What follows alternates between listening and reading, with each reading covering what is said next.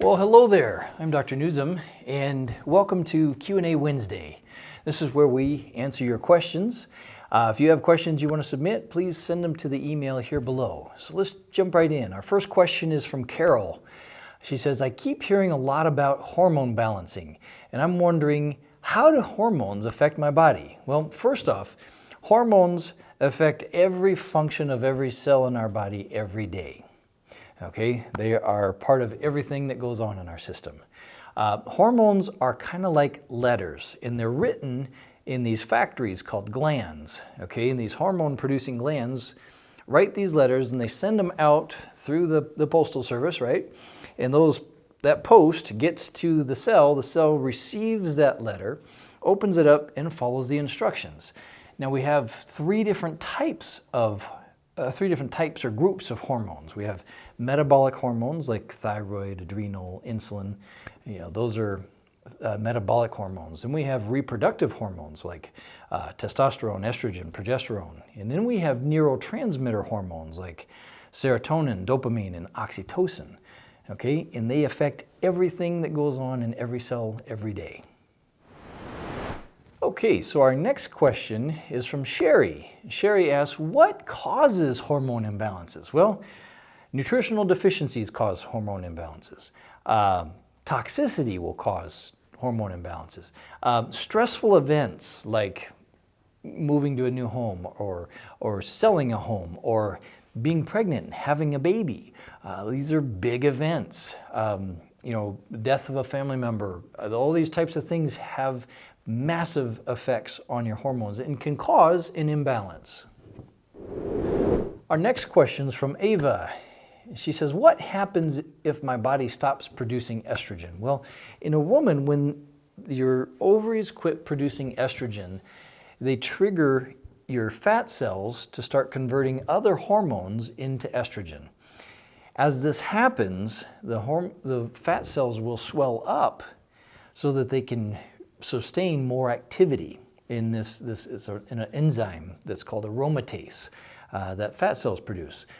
This in turn triggers a reduction in your thyroid hormones, and it normally will increase your cortisol production.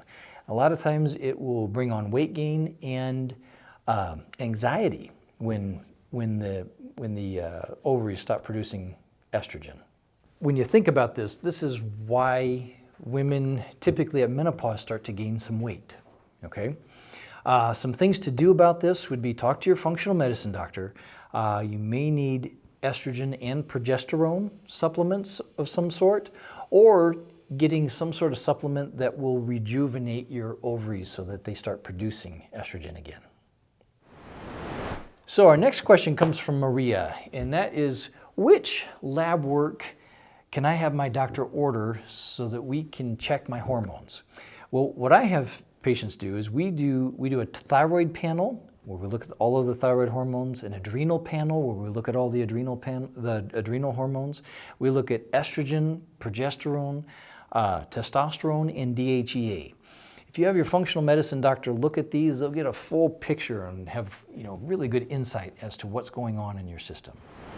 So our next question is from Veronica, and she says, how do I know if I'm estrogen dominant? Well, the symptoms of estrogen dominance are irritability, weight gain, usually moodiness, okay? Those kind of all come together. Some tests that you can do are a estrogen-progesterone level differential, okay? Checking your estrogen-progesterone. You also need to check your thyroid. Okay, when estrogen levels go up, they suppress the thyroid and cause it to function less. Okay, so just checking estrogen and progesterone and adding more progesterone in your system doesn't really fix the overall problem. You got to look at the thyroid just as well. Okay, so our next question is from Liz, and Liz says, Doc, my testosterone is high. Why is that? Well, in women, when testosterone goes up, it's normally because they're insulin resistant. Okay, insulin resistant, meaning their cells aren't receiving insulin very well, and insulin isn't opening the cells so the cells can consume sugar very well. Okay, A lot of times we see this in polycystic ovarian syndrome.